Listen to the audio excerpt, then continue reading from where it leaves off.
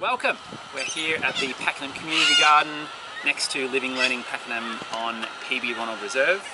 This is all situated on the unceded lands of the Bunurong and Wurrung people of the Kulin Nation, and on behalf of the Community Garden we pay our respects to their elders past, present and emerging.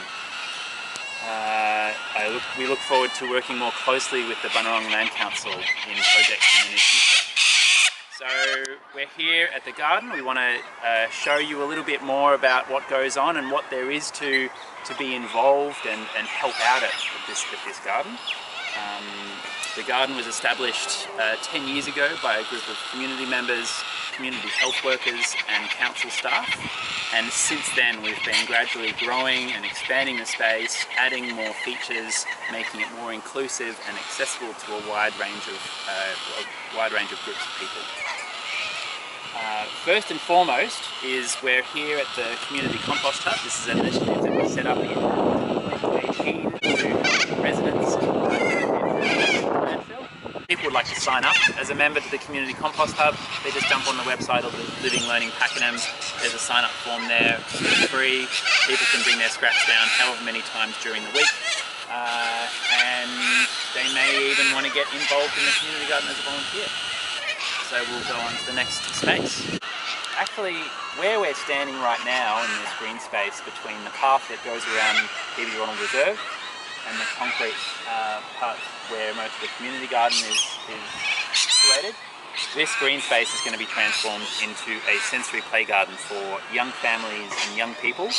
We're hoping to start work in this space with local scout groups and school groups in the next couple of months. So stay tuned for these updates. When the garden was first established, there was a series of apple crate garden beds and these fruit trees that were planted by that group of residents and community health workers. Those trees are now 10 years old. They bear fruit for us every year. It's always a bit of a fight with the local corellas and the cockatoos to see who gets the fruit first, but we are planning on putting a netted structure and protecting the harvest so that more community members can benefit from the fruit from those trees.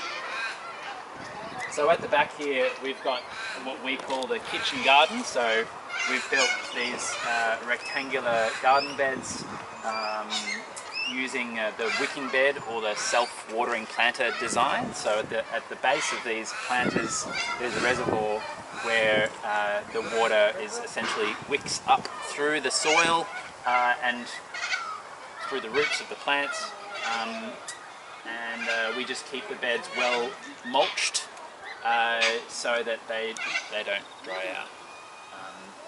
So in this space we're demonstrating to the public that we can grow a lot of food in a small space. We do practice crop rotation so that we avoid problems associated with various crops staying in the soil and potentially affecting the same crop if we were to plant that the next year. So instead, for example,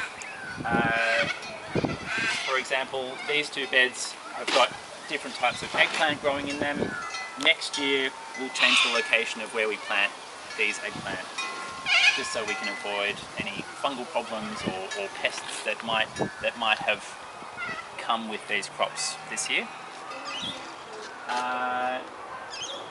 Also with these beds we've installed these PVC pipe segments that we can use to, for example, like this, put hoops over and protect the crops with a veggie net that stops bugs from attacking the delicious leafy greens, for example.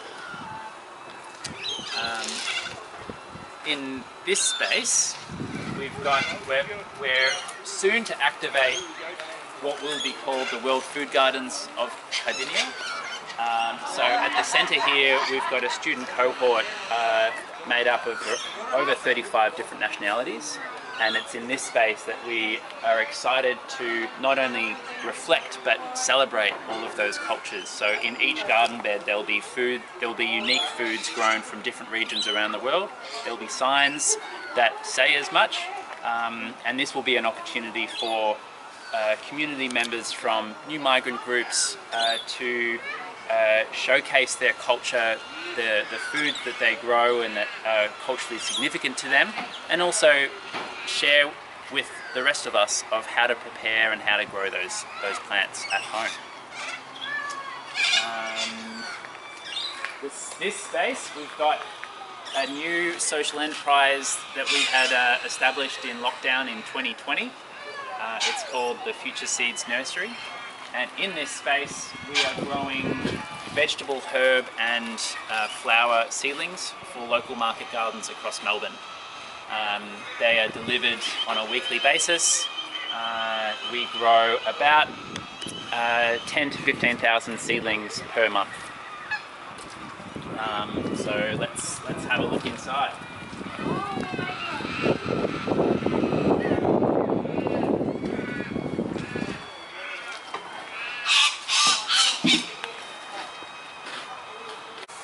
Helping out in the nursery is one of the tasks that volunteers help out with on a weekly basis, whether it's sowing seed, making up seed raising mix, watering, caring for them, sometimes even doing deliveries. It really depends on what you're up for and what you're interested in.